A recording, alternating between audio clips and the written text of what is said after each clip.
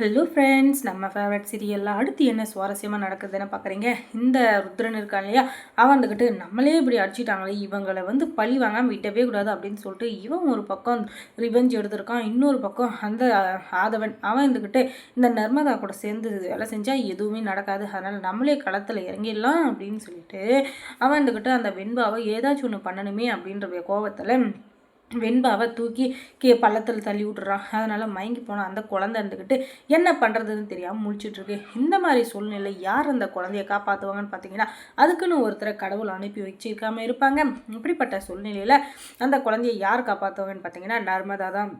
இந்த ஆதவன் பிளான் போட்டதை எப்படியாச்சும் நம்ம தடுத்து நிறுத்தணும். நம்ம போய் அங்கே சொன்னாலும் நீயும் அவங்களோட கூட்டுக்கலவணிதேன்னு சொல்லிட்டு நம்மளை யாரும் நம்ப மாட்டாங்க. அதனால் வெண்பா குட்டியை எப்படியாச்சும் காப்பாற்றணுமே அப்படின்ற ஒரு நல்ல எண்ணத்தில் இவங்க போய் கடைசியில் அவங்க உயிருக்கு ஆபத்தான நிலைமையில் அந்த பள்ளத்தில் விழுந்துடுறாங்க. அந்த குழந்தைய காப்பாற்றி ஒரு வழியாக 1 மணி நேரம் போராடி மேலுக்கு வந்துடுறாங்க.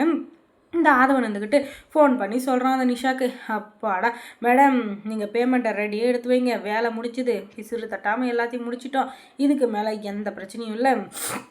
இந்த விஜயும் சரி மல்லியும் சரி குழந்தைய காணோம் அப்படின்னு சொல்லிட்டு பயங்கரமாக அழுதுட்ருக்காங்க. அவங்களுக்கு ஆறுதல் சொல்கிறதுக்கு தான் யாருமே இல்லைன்னு நினைக்கிறேன். அதனால் அதை மட்டும் நீங்கள் பார்த்துக்கோங்க அப்படின்னு சொல்லிட்டு இவன் சொல்லிவிட்டு ஃபோனை கட் பண்ணிடுறான். அதுக்கப்புறம் பேமெண்ட் எப்பன்றதை மட்டும் சொல்லுங்கள் அப்படின்ட்டு.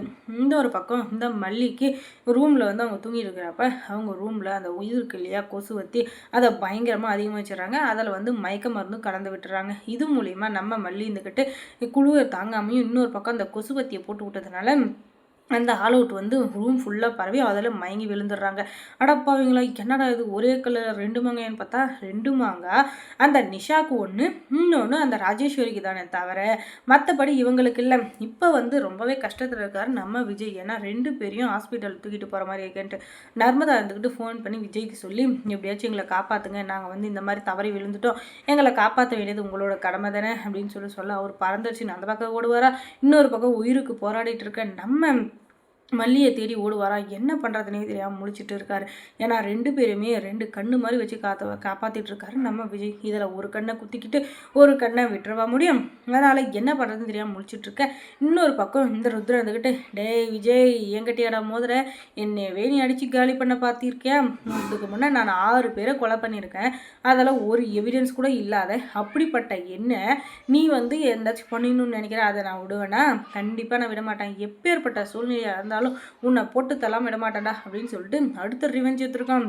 டேய் என்கிட்ட வாங்கினதெல்லாம் மறந்துச்சாடா, உனக்கு எவ்வளோ தைரியம் தான் என்கிட்டயே நீ இது பேசிகிட்டு இருப்ப, நீ பண்ண வேலையெல்லாம் நான் மறந்துட்டேன்னு நினச்சிட்ருக்கியா, இப்போ பாரு உனக்கு ரிவெஞ்ச் அடிக்கிறான் அப்படின்னு சொல்லிட்டு பயங்கரமாக யோசிச்சுன்னு இருக்கிற நம்ம விஜய் இருந்துக்கிட்டு எப்படியாச்சும் இவனுக்கு ரிவீட் அடிக்கணும், இவனை ஏதாச்சும் ஒன்று பண்ணல அதுக்கப்புறம் நம்மளை கோலை நினச்சிருவான் அப்படின்னு சொல்லிட்டு இவர் இருந்துக்கிட்டு என்ன பண்ணலாம் அப்படின்னு சொல்லிட்டு முடிச்சுட்டு இருக்கான். இப்படிப்பட்ட சூழ்நிலையில் நம்ம விஜய் கிளவராக யோசிக்கிறாரு. நர்மதா கண்டிப்பாக நமக்கு ஏதாச்சும் ஹெல்ப் பண்ணுவாங்க அப்படின்னு சொல்லிட்டு நர்மதா எப்படியாச்சும் நீங்கள் முன்பாக ஹாஸ்பிட்டலுக்கு கூப்பிட்டு போயிடுங்க, நான் மல்லியை பார்த்துக்கிறேன் அப்படின்னு சொல்லிட்டு அங்கே போய் அந்த ருத்ரனை அடித்து போட்டுட்டு வெண்பாவை மல்லியை காப்பாற்றி ஹாஸ்பிட்டலுக்கு கூப்பிட்டு போயிடறாங்க. அதுக்கப்புறம் 2 பேரையும் எப்படியாச்சும் காப்பாற்றணுமேன்ற இதில் கடவுளே எப்படியாச்சும் காப்பாற்றுங்க சார் அப்படின்னு சொல்லிட்டு காலில் விழாத குறையா நம்மளுடைய டாக்டர்ஸ் கிட்ட கெஞ்சிட்ருக்காரு. ஏன்னா 2 பேருமே காப்பாற்ற வேண்டிய சூழ்நிலை இருக்காரு இல்லையா, அதனால தான். அதுக்கப்புறம் என்ன 2 பேருமே காப்பாற்றணுமேன்ற பதட்டத்தில் அவர் என்ன பண்ணுறாருன்னே புரியாமல் முழிச்சிட்டு நின்றுட்டுருக்காரு. அதுக்கப்புறம் மல்லி சீரியலில் என்ன சுவாரஸ்யமாக நடந்திருக்கும் நீங்கள் தெரிஞ்சுக்கணுன்னா நம்ம சேனலை சப்ஸ்கிரைப் பண்ணுங்கள்.